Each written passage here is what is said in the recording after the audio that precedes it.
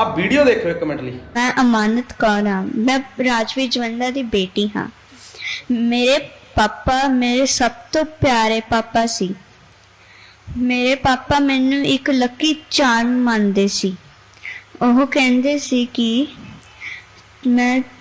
मैं ਤੈਨੂੰ बहुत प्यार करदा, तू कभी भी मेरे तो दूर नहीं होना।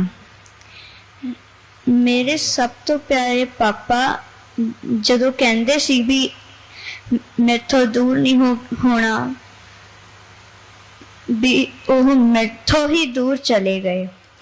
ਤੇ ਹੁਣ ਜਦੋਂ ਫਿਊਚਰ ਆਏਗਾ ਮੈਂ ਆਪਦੇ ਪਾਪਾ ਦਾ ਸੁਪਨਾ ਪੂਰਾ ਕਰੂੰਗੀ। ਤੇ ਮੈਂ ਇਹ ਵੀ ਕਹਿਣਾ ਚਾਹੁੰਦੀ ਹਾਂ ਕਿ ਜਿਵੇਂ ਮੇਰੇ ਪਾਪਾ ਨਾਲ ਹੋਇਆ ਇਹ ਕਿਸੇ ਹੋਰ ਦੇ ਪਾਪਾ ਨਾਲ ਨਾ ਹੋਵੇ। ਧੰਨਵਾਦ।